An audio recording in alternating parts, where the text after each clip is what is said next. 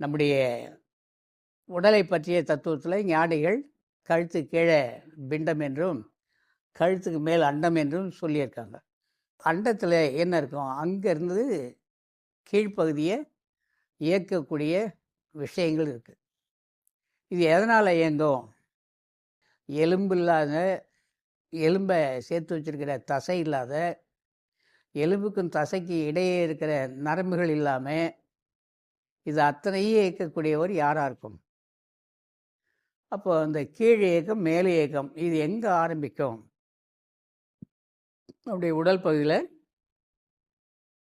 அறுத்து அடைத்த வாசல்னு ஒன்று. தாய் கருப்பையில் நானும் வளர்ந்து நீங்களும் வளர்ந்தீங்க. வெளியே வந்து விழுந்தது தொப்புள் கொடி அறுத்தாச்சு. அப்போ அறுத்து அதை கிளிப்பு போடுறாங்க. இப்போ அந்த அறுத்து அடைத்த வாசல் அறுக்கிறதுக்கு முன்னாடி பார்த்திங்கன்னா எப்படி ஒரு சிலந்தி கூடு கட்டியிருந்துன்னா ஒரு 4 அல்லது 6 லைன் போகும், கம்பி மாதிரி.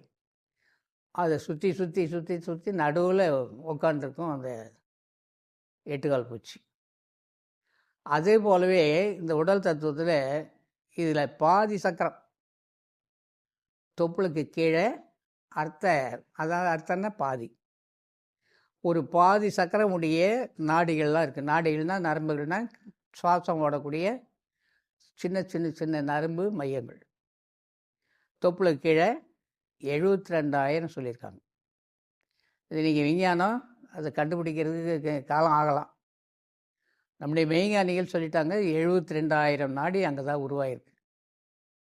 அப்போ தொப்புளுக்கு கீழ்ப்பகுதியில் இதை அசைப்பவர் யார்? அப்படியே தொப்புளுக்கு நேராக உள்பகுதியில் வந்தோம்னா உதர விதானம். விதானம்னா என்ன? விதானம்னா மேலே கீழே இருக்கக்கூடிய பொருள். கீழேயும் இல்லை மேலேயும் இல்லை, நடுவில் இருக்கும். அது என்ன செய்யுது? மேல் வயிற்றை தடுத்துக்கிட்டு இருக்கு. அடி வயிற்றுக்கும் மேல் வயிற்றுக்கும் சம்பந்தம் இல்லாமல் தடுத்து வச்சுருக்கு ஒரு தசையினால் ஆன ஒரு பகுதி. அந்த தசை பகுதியை என்ன செய்யும்? அசைந்து கொண்டிருக்கும். முதல் அசைகின்ற போது தான் காற்று உள்ளே நுழையும். அப்புறம் இயற்கையாக அது டயாபரம் ஆடிக்கிட்டே தான் இருக்கும். நுரையீரல் உள்ளே காற்று வரும், மேலே போகும்போது காற்று வெளியே தள்ளும், கீழ்ப்பக்கம் போகும்போது காற்றை உள்வாங்கும். அங்கே இருக்கிற அந்த நாடியை தண்டுவடத்தோடு இணைச்சிருக்கோம். தண்டுவடத்தினுடைய நரம்புகளே எங்கே முடியும்? மூளையில் முடியும். அப்போது அந்த மூளையினுடைய செயல்பாடுகளாக எங்கே? அங்கே ஒரு மையம் இருக்குது. அந்த மையம்தான் வள்ளலார் சொன்ன சிற்சபை. அதுதான் அவர் சொன்ன சிற்சபை.